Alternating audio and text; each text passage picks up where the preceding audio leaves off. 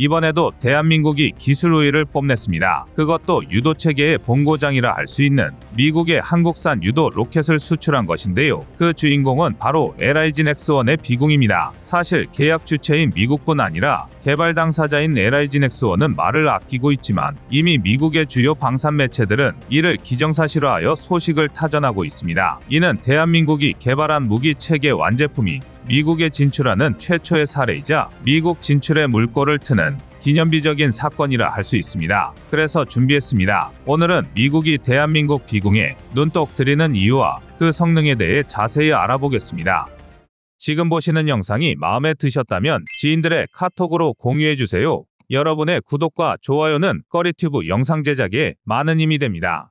미국 방산 전문 매체 디펜스 인더스트리 데일리는 최근 미국이 한국의 비공 체계를 채용할 예정이라고 보도했는데요. 내용인즉슨 LIG 넥스원이 미국에서 수주하기 위해 노력을 강화하고 있다면서 곧 2.75인치 적외선 유도 대한미사일 체계인 비공의 수출 계약이 마무리될 것으로 예상했습니다. 항공군사 전문 매체인 얼러트5도 지난 14일 비슷한 내용의 뉴스를 보도했습니다. 이 계약이 성사되면 한국의 무기 체계가 미 해군 무기고에 통합되는 첫 사례라 할 수 있는데요. 미국은 올해도 무려 8,860억 달러 하나 1,200조 원에 달하는 천문학적인 예산을 국방비에 편성했는데요. 냉전 종식 후 30년이 넘는 시간 동안 세계 유일의 최강국으로 평가받는 미국이 대한민국의 비공을 도입하려는 이유는 무엇일까요? 정답은 이미 알고 계시리라 믿습니다. 아주 간단명료한 이유.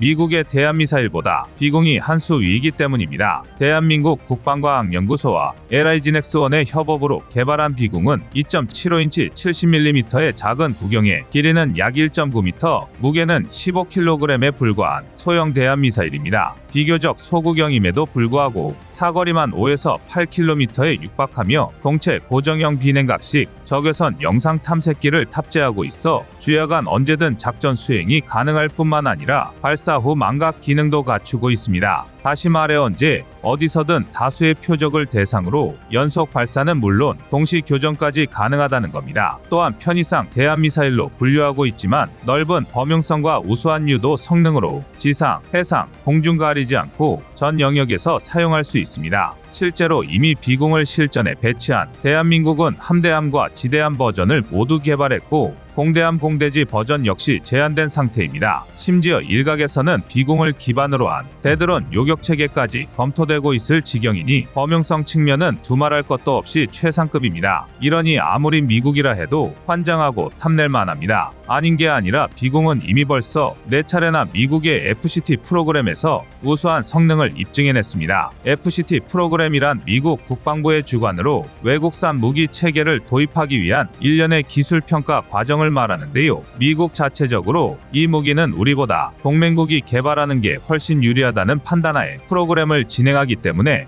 미군의 높은 요구 조건을 충족시켜야 하는 극악의 난이도를 자랑합니다. 하지만 FCT를 획득하면 미국으로의 수출이 굉장히 빠르고 효율적일 뿐만 아니라 국제 방산 시장에서 상당한 홍보 효과를 얻을 수 있습니다. 쉽게 말해 미국 방산 시장에 진출하기 위한 일종의 등용문인 셈인데요. 비공의 경우 2024년 계획되어 있는 2차례의 마지막 시험 발사를 통해 최종 성능 검증을 마무리하고 도입 계약 협상이 진행될 예정입니다. 하지만 앞서 잠깐 언급했듯이 비공은 국산 유도무기 최초로 10발을 발사해 10발을 모두 명중시키는 등 놀라운 성적을 기록하며 지난 4차례의 FCT 테스트를 통과한 상태입니다. 오죽하면 국내외를 막론하고 대다수의 전문가가 이미 비공 수출을 확정적으로 바라보고 있을 정도입니다. 더욱이 비공은 미국이 먼저 나서서 탐을 냈던 미사일입니다. 냉전 종료 후 전쟁의 형태가 급변한 탓입니다. 1991년 소련 붕괴 후 미국과 소련으로 양분되어 있던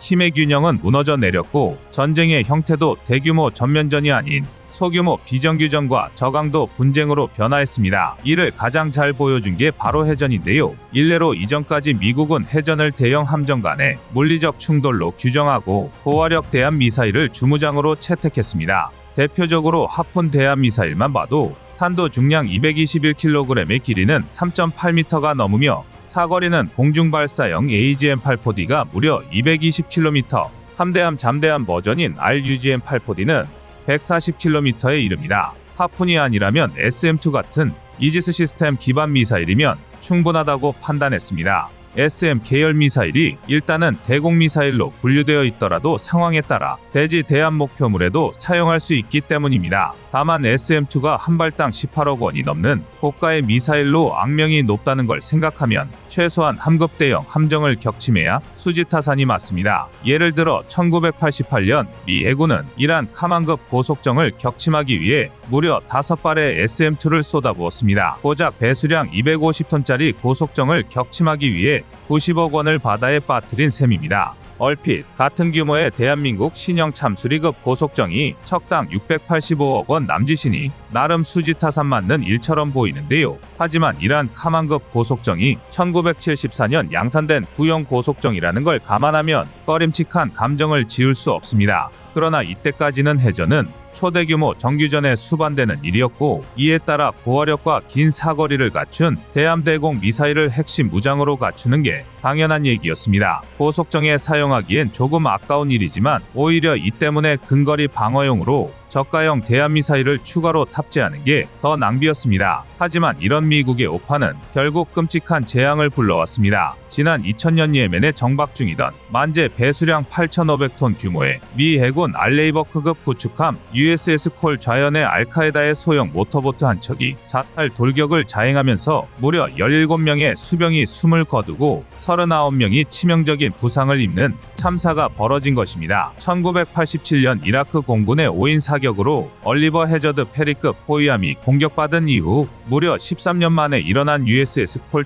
사건으로 미국은 적잖은 충격에 빠졌습니다. 자국의 대형 함정들이 돌격을 감행하는 소형 보트들의 물량 공세를 방어할 수단이 없다는 걸 깨달은 겁니다. 물론 함정에 전통적인 무장인 함포가 있긴 했지만 함포는 연사율과 명중률이 낮아 효과적이지 못했습니다. 그렇다고 하푼이나 SM2를 동원하자니 수백 대의 소형 보트가 고폭탄을 가득 싣고 일격에 달려들 경우 막아내는 게 불가능했습니다. 그야말로 진퇴양난인데요. 이때 미 해군의 눈에 들어온 게 미 육군에서 개발 중이던 AGR-20 APKWS였습니다. AGR-20은 사실 거창한 개발 프로젝트는 아니었고 그저 70mm 구경의 히드라 무유도 로켓을 레이저 유도 장치를 부착해 유도 로켓으로 바꾸는 계획이었습니다. 그러나 모태인 히드라 로켓이 워낙 휴대성이 좋고 사거리도 10km 남짓인데다 무엇보다 저렴하여 대량으로 운용하기 최적이었습니다. 애초에 히드라 로켓 자체가 AGM-114 헬파이어가 MBT, 자주대공포 등 고가치 목표물을 무력화하면 소프트탑 차량에 쏟아부어 지역을 소탕하는 용도로 설계되었기 때문에 가능한 일이었습니다. 이에 미 해군은 육군에서 개발 프로그램을 이전받아 개발을 주도할 만큼 AGR-20에 많은 관심을 보였습니다. 하지만 기대와 달리 AGR-20에는 치명적인 문제가 있었습니다. 애초에 미 육군이 헬리콥터 무장 용도로 개발한 체계다 보니 날씨의 영향을 매우 많이 받았던 것입니다. 이는 AGR-22 레이저 유도 방식을 사용한 탓입니다. 레이저 유도 방식은 이름 그대로 레이저를 조사한 수신기를 통해 이를 추적하는 방식으로 정밀도가 매우 높습니다. 하지만 기상 조건의 영향을 많이 받고 일반적으로 목표물의 레이저를 지속 조준해야 하는데요. 당연히 하루에도 수십 번씩 날씨가 바뀌는 해상에서 사용하기에는 제약이 많습니다. 특히 바다 특유의 짙은 해무에는 쥐약입니다. 이는 매우 치명적인 문제입니다. 아무리 고속정 돌격이 자석 공격이나 다름없다 해도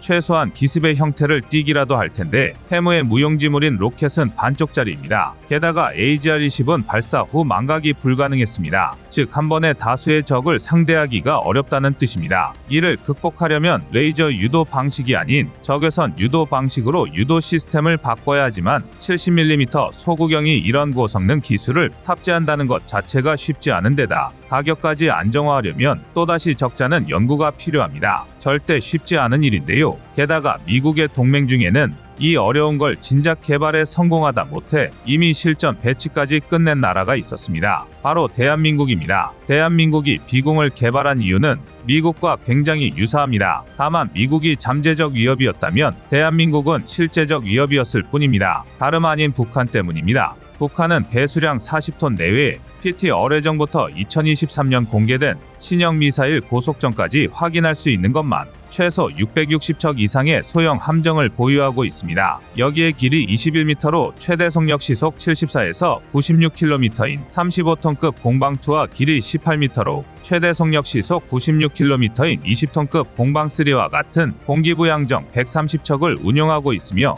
길이 34m의 170톤급 공기부양 전투함도 보유하고 있는데요. 여기엔 앞뒤로 57mm 기관포 1문, 30mm 기관포 1문이 각각 장착돼 있습니다. 따라서 비공 역시 북한의 물량 공세에 대응하기 위한 우리 군의 피땀 어린 노력의 결실이었는데요. 현재 비공은 노후 해안포를 대체하고 있으며 총 1200억 원의 예산을 투자해 해군, 육군으로 단계별 전력화 중입니다. 뿐만 아니라 지난 2022년 사우디아라비아가 도입한 FPV-2000의 함대함 무장으로 비공을 탑재하기도 했는데요. 이외에도 공대함 공대지 버전까지 개발하는 등 말 그대로 육해공 모든 영역에 걸친 기본 무장으로 활약하고 있습니다. 특히 비공은 드론이 등장한 현대전에서 유독 빛을 발하고 있는데요. 이런 벌떼 공격이 기존의 방어 체계로는 대응하기 어렵고 무엇보다 비용적인 측면에서 비공 외에 뚜렷한 해법이 없다고 할 수 있습니다. 비공의 가격이 한 발당 4천만 원에 불과하지만 미 해군이 사용하는 SM2 블록포 최신 모델은 26억 원을 호가하며 비공과 비슷한 효과를 낸다고 알려진 AGM-114 헬파이어조차도 한 발당 가격이 1억 2천만 원을 넘으니 미국이 비공에 군침을 흘릴 수밖에 없는 것입니다. 현재 미국 국방성의 평가 후 후본상 LIG 넥스원 회장이 미국을 방문할 예정이라는 사실 외에는 미국과 LIG 넥스원 모두 계약 과정과 내용에 대해 함구하고 있는데요. 극비리에 진행 중인 비공의 수출 협상 언제쯤 세상에 공개될까요? 여러분의 구독과 좋아요가 꺼리튜브 운영에 많은 힘이 됩니다. 대한민국이 진정한 자주국방을 향해 큰 걸음을 내디뎠습니다. 한나라의 자주국방, 자주방이란 우방의 군사력은 자위력의 보조수단으로 활용하고 자국의 국력만으로 안보를 지킬 수 있어야 가능한 일입니다. 그런데 그동안 우리나라는 세계에서 가장 급성장한 방산수출국이면서도 미사일 방공망만큼은 미국에 전적으로 의지해왔는데요. 최근엔 이마저도 수급과 불량 문제로 국가의 안보에 큰 구멍이 뚫렸습니다. 그리고 이런 사태를 만든 가장 큰 원인은 미국의 방산업체 레이시온의 생산력 감소와 갑질 때문이었죠. 이에 우리 군은 새로운 미사일 사업을 통해 미국 방산업체 레이시온의 방산갑질을 완전히 끝장내고 있는데요. 그래서 준비했습니다. 대한민국이 국방 독립을 위해 개발한 함대공 유도탄에 대해 자세히 알아보겠습니다. 지난달 30일 러시아군은 투폴레프 95MS 전략 폭격기를 동원해 우크라이나 수도 키이우에 대규모 폭격을 가했는데요. 우크라이나 측은 이에 대한 보복으로 러시아의 국경지역 도시 푸스코프 등 6개 지역에 대규모 드론 공격을 가했습니다. 이처럼 우크라이나 사태는 이전 전쟁과는 다른 형태의 양상과 전개를 보이고 각국의 군수 내부는 갈수록 위력적인 존재가 되어가는 미사일과 드론을 제압하기 위해 고민할 수밖에 없었습니다. 한마디로 자국의 영공을 지키는 방공무기에 관한 관심이 크게 늘 수밖에 없는데요. 특히 대한민국의 경우 북한 드론의 용산 침투 사건을 계기로 방공망 강화에 대한 목소리가 아주 큽니다. 당시 북한 드론을 탐지하는 데 성공했던 레이더를 추가 배치하고 북한 드론과 미사일을 요격할 수 있는 방공망을 확대해야 한다는 건데요. 우리는 그동안 주한미군의 전력, 사드와 같은 장비를 통해 미사일에 대한 방어막을 만들었지만 언제까지고 미국에 의존할 수는 없습니다. 무엇보다 조금 전에 말씀드린 대로 전쟁이 장기화한다면 아무리 우방국이라 할지라도 미국의 지원만으로 우리 영공을 지키겠다는 건 지극히 위험한 발상입니다. 세계의 경찰을 자처했던 미국의 상황이 많이 바뀌었고 미국의 방산 생산력, 수급력이 예전 같지 않기 때문입니다. 대표적으로 우크라이나 전쟁 이후 미국은 미사일이 부족해지며 전력상 큰 공백이 생겼는데요. 이 문제의 원인으로 지목되는 회사는 단 한 곳입니다. 바로 6월 21일 RTX로 사명을 변경한 레이시온 테크놀로지스죠. 레이시온은 보잉이나 록히드 마틴처럼 완제품 무기를 생산하는 군수기업은 아니기에 인지도는 다소 떨어지지만 항공기 엔진부터 스탠다드 미사일, 레이더까지 2021년 기준 미정부에 납품하는 국방 매출 기준 세계 2위, 민간 사업을 포함한 매출액 기준 세계 1위의 초거대 군수기업입니다. 이들은 통칭 SM 시리즈로 불리는 각종 함대공 유도탄, 특히 지난 수십 년간 미국이 사용한 SM-2, SM-3, SM-6 등의 중장거리 함대공 유도탄을 독점적으로 공급해온 굴지의 기업인데요. 세계 최강대국 미국 덕분에 세계 미사일 시장을 독점하다시피 해온 레이시온의 명성은 냉전 이후 급속도로 추락하게 됩니다. 세계적인 군축 기조에 따라 덩달아 레이시온의 미사일 생산량은 떨어지고 QC, 품질 관리에도 이상 신호가 포착되기 시작합니다. 전 세계적으로 동시다발적으로 발생한 SM-2 불량 사건이 대표적인 사례인데요. 한국에서도 SM-2 미사일의 불발 때문에 환불 내지는 수리, 교환을 요구했으나 레이시온은 이를 거절했습니다. 이미 수익성이 악화하여 경영한계에 도달했고 이미 여러 나라에서 비슷한 요구를 해왔기에 한국의 요구만 받아들이기 쉽지 않았죠. 그런데 이런 상황에도 불구하고 미 해군은 차기 함대공 미사일인 SM-6를 레이시온이 생산하도록 했고 이런 미 해군의 오판은 참혹한 결과를 불러왔습니다. 2009년부터 2022년까지 레이시온이 생산한 SM-6 미사일은 총 500여 발인데요. 이는 미 해군 조달용 1800발은 물론 우크라이나와 세계 곳곳에 우방해보내야 할 물량에 턱없이 못 미치는 말도 안 되는 생산량이었습니다. 그렇다면 아무런 대안도 없는 걸까요? 그건 아닙니다. 우리 군은 미국의 대미사일 방공망을 완전히 대체할 수는 없지만 그에 못지않은 강력한 대공 미사일을 개발하는 데 성공했습니다. 바로 장거리 지대공 미사일 LSAM입니다.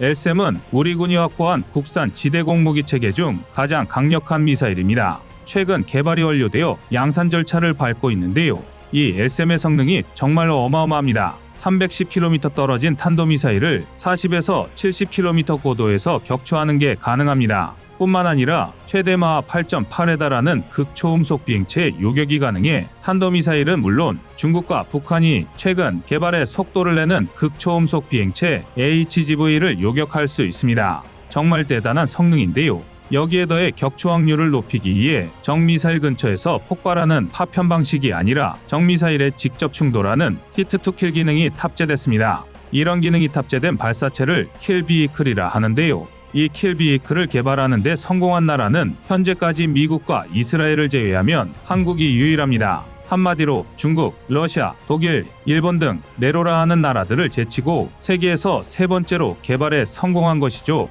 또한 한국형 저층방공망 체계인 LAMD의 개발에도 속도가 붙고 있습니다. LAMD는 적어도 미사일 방어 체계의 약어입니다. 이 분야에서 가장 유명한 무기인 아이언돔보다 우수한 성능을 가진 첨단 무기인데요. 우리 군은 LAMD를 배치해 북한의 초대형 방사포 장사정포의 공격을 요격하려 합니다. 드론만큼 작은 포탄도 요격할 수 있어야 하므로 드론에 대한 방어력도 자동으로 보장할 수 있는데요. 문제는 비싸도 너무 비싸다는 것입니다. 한 발당 약 5억 원 수준으로 적게는 수백만 원에 불과한 드론을 요격하기 위해 동원하기에는 과잉화력일 수밖에 없습니다. 그렇다고 화력을 낮춰 비교적 저렴한 무기를 개발할 수도 없는 게 북한이 운용하는 초대형 방사포의 위협이 너무 크기 때문입니다. 최근 북한은 구경이 무려 600mm에 달하는 방사포, 즉 다연장 로켓을 내놨는데요. 이 정도면 이름한 방사포지 미국의 에이테크스나 국군의 KT즘 같은 전술 지대지 미사일과 거의 동일한 위력을 낼 수 있습니다.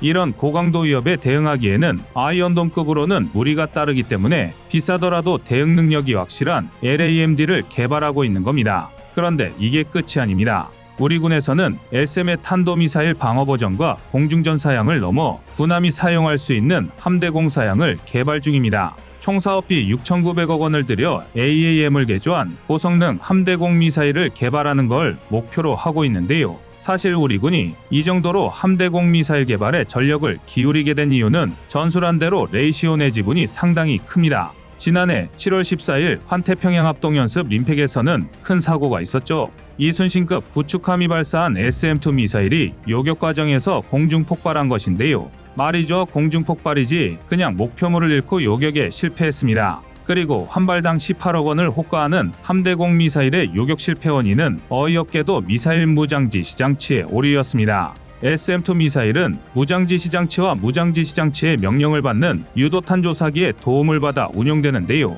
이 중 무장지 시장치의 소프트웨어에 치명적인 오류가 발생했던 것입니다. 현재 대한민국 구축함에는 레이시온의 SM-2나 SM-6 미사일이 탑재되어 있는데 2004년부터 2022년까지 19년 동안 발사된 36발의 미사일 중 11발이 불발되거나 요격에 실패하였습니다. 실로 엄청난 불량률이라 할 수 있는데요. 그러나 SM-2의 불량 사례는 세계 곳곳에서 흔하게 찾아볼 수 있습니다. 지난 2018년 6월 21일 독일의 6,000톤급 방공호위함 작센에서도 SM-2 미사일이 시험 발사 중 폭발하는 끔찍한 사고가 일어났습니다. 크기도 작고 장약량도 적은 함대공 미사일의 특징상 대형 폭발이 일어나지는 않았으나 그런데도 작센급은 한동안 수리를 위해 상당한 시간과 예산을 허비해야 했습니다. 그런데 정말 충격적인 것은 이런 말도 안 되는 사태가 일어났음에도 개발사이자 생산자인 RTX 측에서 보상을 거부했다는 것이죠. 그리고 지금까지 사고가 일어난 어떤 나라에도 묵묵부답으로 일관하고 있습니다. 이런 상황에서도 서방권에서는 SM-2, SM-6 같은 RTX-제 미사일을 대체할 무기가 없다는 것을 잘 알고 있기 때문에 울며 겨자 먹기로 사용할 수밖에 없었고 당분간 이런 일은 계속될 것입니다. 정말 심각한 문제죠. 잠수함과 대자멜기, 레이더와 추진체계 등 복잡해진 현대해전에서 함대공 미사일은 단순히 적의 공격을 막는 무기가 아닙니다. 현대해전에서 쓰이는 일반적인 대함미사일은 평균적으로 500에서 1000kg에 달하는 엄청난 무게의 탄두를 사용해 일격에 적함을 격침할 수 있습니다. 이는 달리 말해 단 한 번만 방공망이 뚫리더라도 함정이 격침되는 대참사가 일어날 수 있다는 뜻인데요. 그래서 현대해군의 군함들은 중장거리 함대공, 단거리 함대공 미사일 최후 요격체계인 시위즈로 이어지는 3중 방어체계로 군함을 방어합니다. 우리 군의 경우 이 중 가장 첫 번째 무기체계인 중장거리 함대공 미사일의 영역을 SM-2가 책임지고 있는데요. 엉뚱하게 공중에서 폭발하는 SM-2만 믿기에는 너무 위험해 보입니다. 그래서 우리 군은 미사일 독립을 위해 함대공 유도탄 투 사업을 강하게 밀어붙이고 있고 최근 사업의 운용 요구서를 공개하기도 했는데요. 내용을 살펴보면 차후 개발될 함대공 유도탄 투의 시제품은 적어도 SM-6 초기형 수준의 성능이 확실시됩니다. 또한 이 미사일이 개발된다면 한국은 더는 주력 미사일의 수급을 불량기업 레이시온에 의존하지 않고 독자적인 함대공 방공망을 구축할 수 있을 것입니다. 더구나 2029년 전력화 완성이 예상되는 KDDX의 주력 무장을 살펴보면 SM-2, SM-6 계열 미사일을 발사하는 데 꼭 필요한 미제 마크 41 수직 발사대가 단 한 대도 실리지 않는다는 사실을 알 수 있습니다. 이는 함대공부터 대함, 대장까지 모든 분야의 미사일을 국산 미사일로 대체하겠다는 군과 정부의 단호한 의지를 엿볼 수 있는 대목인데요. 우리 해군의 주력으로 거듭날 새로운 함대공 유도탄은 물론 모든 무기 체계가 순조롭게 개발되어 우리 군이 미국 방산업체의 갑질로부터 완전히 벗어날 수 있기를 바랍니다. 여러분의 생각은 어떠신가요? 이상 꺼리튜브의 두 번째 미션이었습니다.